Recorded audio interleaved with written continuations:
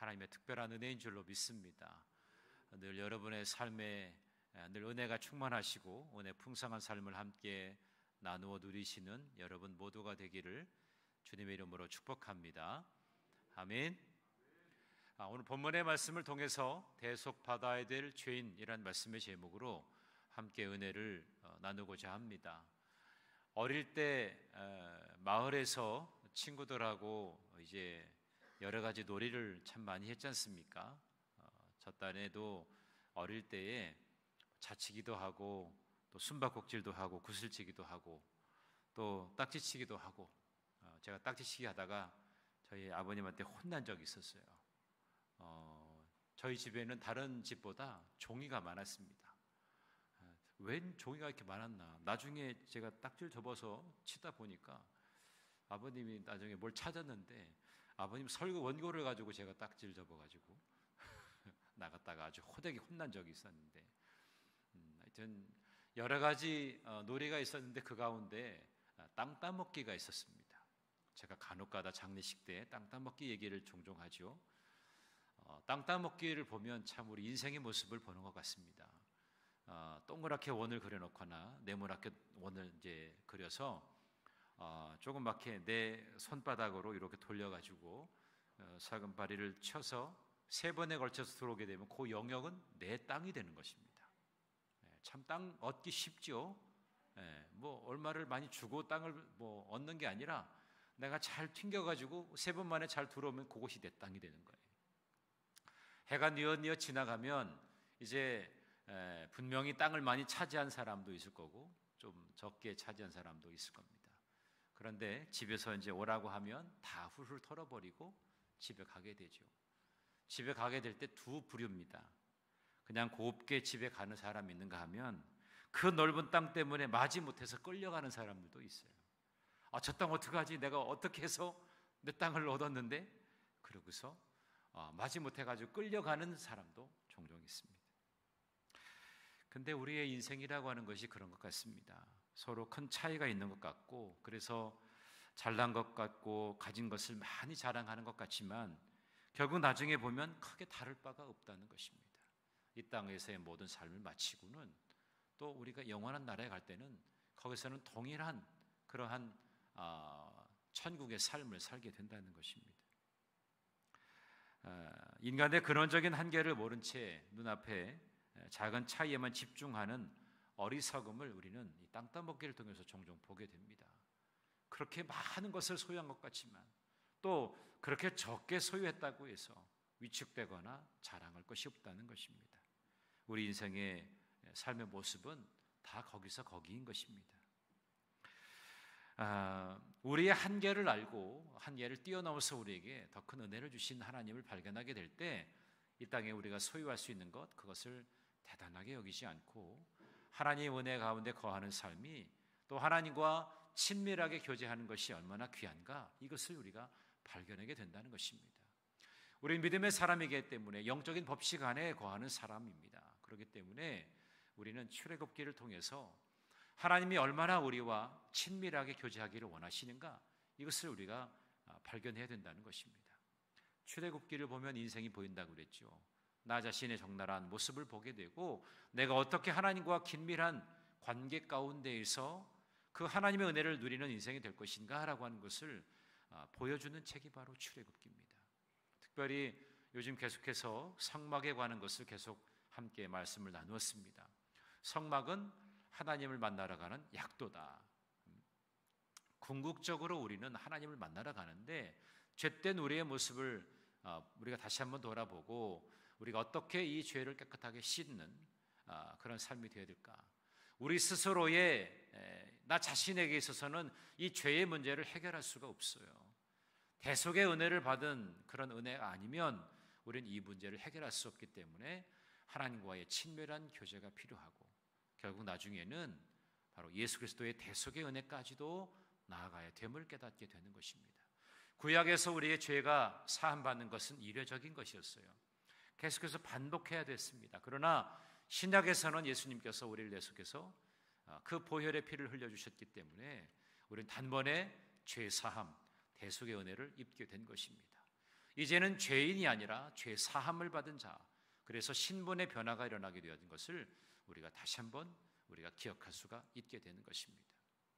오늘 아침에 저는 여러분들과 맥주절을 어떻게 준비할 것인가라고 하는 것에 있어서 과거에 우리의 죄던 것 다시 한번 기억해보자. 우리가 어떤 모습이었는가 그걸 기억하자는 것이죠.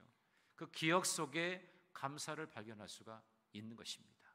오늘도 말씀을 통해서 대속받은 죄인, 우리가 얼마나 죄인이었고 그 죄를 사함받은 그 놀라운 사랑이 얼마나 큰지 이거를 다시 한번 발견할 수 있는 저와 여러분 모두가 되기를 간절히 바랍니다.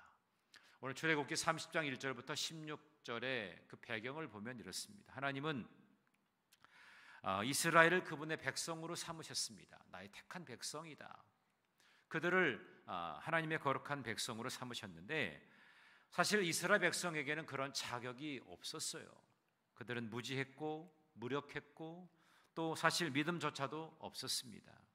그런데도 하나님은 그들을 택하시고 하나님의 백성의 모습을 갖추도록 다양한 방법으로 가르치셨어요. 그래서 하나님은 두 가지 가르침을 주셨는데 첫 번째가 뭐냐면 하나님과 항상 교제해야 된다는 것입니다. 너희들은 나와 항상 교제해야 돼. 하나님은 항상 교제해야 된다고 하는 것을 그들에게 가르치셨어요.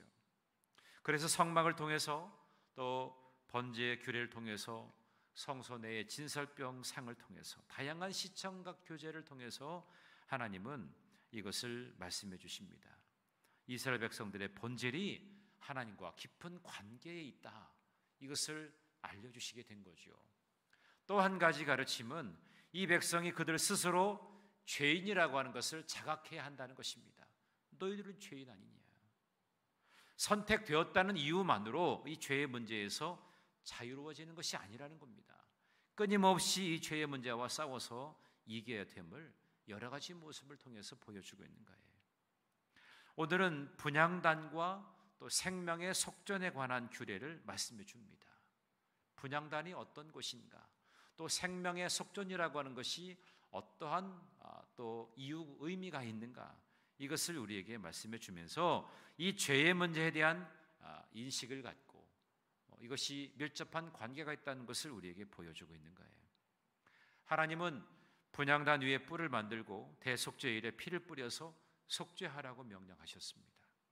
또 모든 사람의 생명은 대속되어야 함을 말씀해 주는 이 생명의 속전을 통해서 우리가 죄인이라고 하는 것을 다시 한번 상기하게 하셨습니다. 그리고 죄의 존재와 그 문제는 우리 스스로가 결국 해결할 수 없기 때문에 궁극적으로는 예수 그리스도를 대망하게 하는 그런 모습을 보여주고 있는 것입니다. 자, 먼저 그러면 이 분향단의 뿔을 위해서 언제 어떻게 속죄해야 하는가, 또 하나님께서 이것을 명령하신 이유는 뭘까, 이것을 우리가 함께 생각해 보기를 원합니다. 자, 10절의 말씀을 우리 함께 읽어보도록 하겠습니다. 분향단에서 정말 중요한 내용이 10절 말씀입니다. 자, 10절을 함께 읽어봅니다. 시작. 아론이 1년에 한 번씩 이 향단 뿔을 위하여 속죄하되 속죄제의 피로 1년에 한 번씩 대대로 속죄할지니라. 이 제단은 여호와께 지극히 거룩하니라. 아멘. 이 분향단에 뿔이 있었는데, 자, 분향단의 모습을 좀 보여줄까요? 자, 여기 보면 이것이 분향단입니다. 성소와 지성소로 들어가는 입구 바로 앞에 놓여 있는 것이 이 분향단이라고 하는 곳인데, 정사각형으로 위에 부분에 보면 끝 모퉁이에 네 모퉁이에 뿔이 달렸어요. 그래서 이 분향단의 뿔은 1년에 한 번씩 속죄제의 피를 그곳에 뿌려서 속죄를 해야 했습니다. 모든 백성의 죄를 속죄하는 것은 피가 필요했거든요. 이 피를, 이 생명을 상징하는 이 뿔에다가 뿌리게 되었다는 거예요. 분향단이 지극히 거룩하기 때문에 하나님은 매년 피 흘림을 통해서 분향단을 거룩하게 하시기를 원하셨어요. 분향단은 성소와 지성소와 또 가장 가까운 곳에 있으면서 향이 끊이지 아니하도록 아침 저녁으로 피워야 했습니다. 그 가운데에 보면 향 그릇이 있죠. 거기에 향을 피우게 되는데 나중에 뒤편에 보면은 네 가지 향을 모두 합해 가지고 거기에 향을 지피게 되었습니다. 이 분향단의 용도는 오로지 분향에 한정되어 있었습니다. 다른 향을 피우거나 단 위에 번제나 소제를 드리거나 전제에 술을 붓지 않도록 그렇게 해야 했습니다. 그리고 이 분향단은 지극히 거룩하다, 그렇게 말씀하시는 만큼 참으로 중요한 의미가 있었습니다. 자, 이곳은 거룩한 곳입니다. 그러나 죄인된 우리는 이 죄라고 하는 것을 해결하지 못해서 이것을 씻기 위해서 그 자리로 나가게 됐다는 것이죠. 그래서 모든 백성들은 대속죄일에 제사장을 통해서 자기의 죄를 가지고 이 분향단의 뿔에 피를 뿌림으로 자기의 죄를 사함받아야 되었다는 것입니다. 그래서 1년에 한 번씩 속죄제의 피로 속죄할 것을 명하셨어요. 이 분향단의 속죄는 겉으로 드러난 신앙이 그럴 때 보여도 그 본질은 죄인인 우리의 모습을 돌아보게 하는 것입니다. 무언가를 보게 되면 거기에 나의 의미를 두게 되잖아요. 분향단 앞에 섰을 때 우리가 얼마나 죄인이었는가, 죄된 모습이었는가, 이것을 다시 한번 점검하게 되는 것입니다. 우리는 하나님 앞에서 마땅히 속죄받아야 될 한계를 가진 존재라고 하는 거예요. 우리가 한계가 없다면 굳이 우리가 하나님을 찾을 이유가 없겠죠. 모든 것을 완벽하게 할 수 있다고 하면 우리가 죄의 문제를 풀어낼 수가 있을 것입니다. 우리 스스로가. 그러나 다른 것은 우리가 다 할 수 있을지 몰라도 이 죄의 문제를 우리는 해결할 수가 없습니다. 그것이 우리의 한계라고 하는 거죠. 여러분, 죄라고 하는 것이 히브리어로 헬라어로는 하마르티오라고 말합니다. 이것은 뭐냐면 관역이 있는데 관역에 내가 화살을 쏘아서 맞출 수가 있는데 엉뚱하게 다른 것을 향해서 쏘고 있다는 거예요. 그러니까 하나님의 뜻과는 상관이 없는 것으로 자꾸만 우리의 방향이 자꾸만 이렇게 이상하게 초점을 맞추지 못하고 있다는 것입니다. 내 임의로. 그래서 우리는 그런 한계를 가지고 있는 자이기 때문에 날마다 우리가 거룩한 분향단 앞에 섰을 때 나의 죄된 자인 것을 다시 한번 고백할 수 있어야 된다는 것입니다. 우리 모두를 단번에 의롭다고 인정해 주신 그 주님의 능력과 은혜가 얼마나 우리에게 정말 놀라운지, 이것을 우리는 분향단을 통해서 다시 한번 발견하게 되는 거예요. 만약에 예수님께서 우리에게 그런 은혜를 베풀어 주시지 않았다면 아마 지금도 교회의 분향단을 놓고 계속해서 우리의 죄를 사함받기 위해서 향을 지피며 거기서 기도를 해야 했을 것입니다. 그러나 주님께서 우리의 모든 죄를 대속하셨기 때문에 단번에 이루신 그 대속의 은혜로 인해서 더 이상 우리가 계속해서 속죄의 피해를 뿌리지 않아도 가능하게 되었던 것을 우리가 보게 됩니다. 그것이 은혜죠. 주께서 나의 모든 것을 다 담당해 주셨다라고 하는 것이 은혜인 것입니다. 오늘 저와 여러분이 이 자리에 있는 것도 주님의 은혜인 줄로 믿습니다. 자, 그러면 우리가 적용을 해봅니다. 하나님은 이 분향단의 크기나 또 양식, 재료에 관한 규정을 아주 세밀하게 말씀해 주셨는데, 특별히 그림을 다시 한번 볼까요? 양쪽에 보면 이렇게 고리를 만들어서 이 채를 끼워 가지고 이동을 하게 했습니다. 자, 이동하게 된 이 채, 또 고리, 또 뿔, 또 금으로 싼 이 분향단, 이것이 상징하는 의미를 우리가 잘 한번 주의 깊게 살펴봤으면 좋겠어요. 이 분향단은 단순한 기능을 수행하는 차원을 넘어서 하나님께 감사를 올려드리는 신앙 공동체의 마음을 상징하는 것입니다. 자, 이곳은 향을 피우는 곳이라고 했죠. 결국에 여기는 피를 뿌리고 향을 피우면서 여기서 기도하는 자리라고 하는 겁니다. 분향단은 기도하는 자리다. 결국 우리 믿음의 공동체의 마음을 상징하는 것이 바로 이 분향단이라는 겁니다. 또 분향단을 덮은 금은 믿음을 상징하는 것이죠. 그래서 아주 중요한 믿음을 여기서 우리가 발견하게 되고, 뿔은 아까 생명을 상징한다고 그랬어요. 또 손을 댈 수 없는 물건이 돼 계속 이동을 해야 되는 물건이라고 하는 점, 그래서 이 채를 만들어서 이동을 하게 되는데, 부름받은 곳은 어디든지 가야 하는 그러한 사명을 상징하는 것입니다. 그래서 이 하나님의 뜻에 합당한 신앙이 바로 진정한 신앙이고, 이것을 위해서 헌신과 노력이 필요하다는 것을 여기서 우리가 발견하게 되는 겁니다.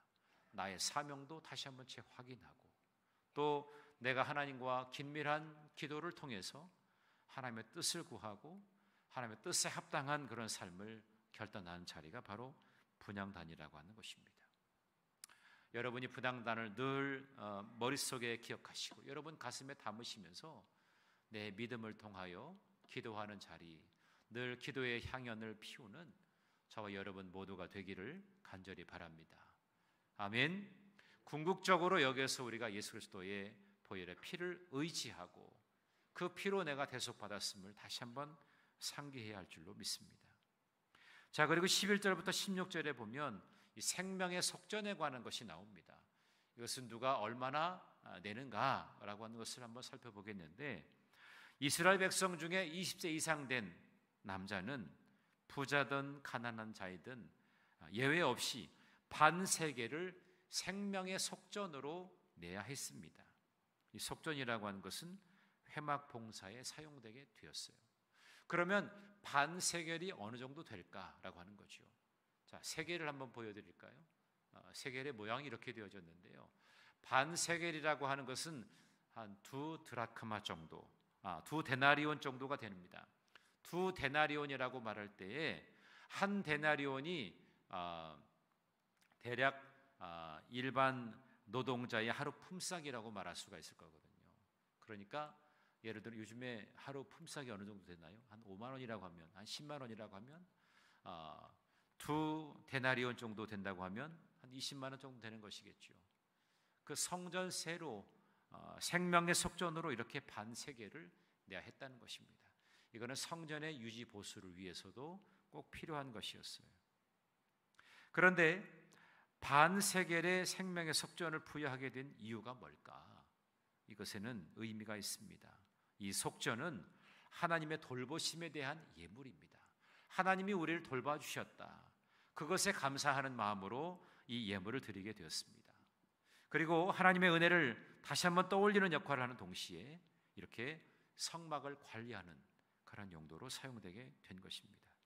그런데 여기에서 20세 이상의 남성에게만 부과했다는 점이 우리가 좀 유의해 볼 필요가 있어요. 그 당시에 20세 이상의 남성이라고 하면 기본적으로 가정을 이룬 사람들입니다.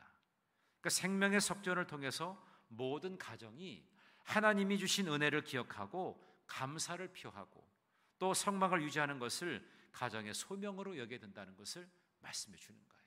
그래서 생명의 속전을 반드시 이렇게 내야 했던 것입니다. 그런데 여기서 또 하나, 이 생명의 속전에 관한 규례만큼은 모든 사람이 동일하게 그 의무를 수행해야 했다는 것입니다.